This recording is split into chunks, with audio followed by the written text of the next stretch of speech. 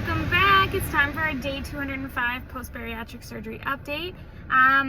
Today we're going to talk about some of the things that most or some bariatric surgery patients miss out or don't do after surgery, and they're pretty important, and it's really, well, not pretty, they're very important.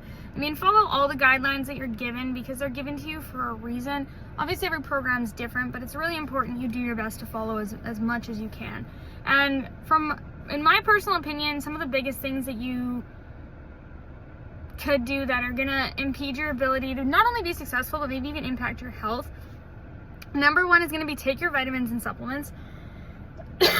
You're being told to take them for a reason.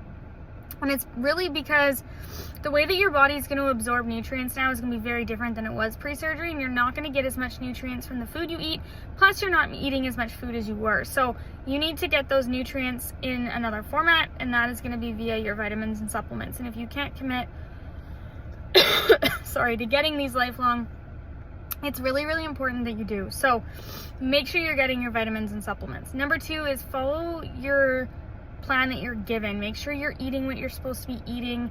Obviously, it's really important to treat yourself if and when you can, but do it within moderation. You don't want to go all in and then fall back into the same old habits because you just over restricted. I've done that so many times on diet, so I've definitely given into treats. I'm still having huge success, but it's really important that you do it all within moderation. So if you're gonna eat 15 meals, okay, I tried to put this into perspective for somebody the other day.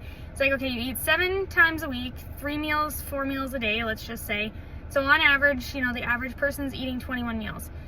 You should be eating 80% of that is healthy, and the other 20% you want to treat yourself. So now that could be having, right now I can't have beverages, but if you're gonna have a beverage somewhere, then you're not gonna have a cheat meal. But if you're not doing that and you're just treating them as treat meals, then you can probably have 2 or 3 a week and that be okay. So just be mindful of that 80-20 rule. Pay attention to how many meals you're eating and make sure you're offsetting that. And also make sure that you're getting some activity in there. That's really important.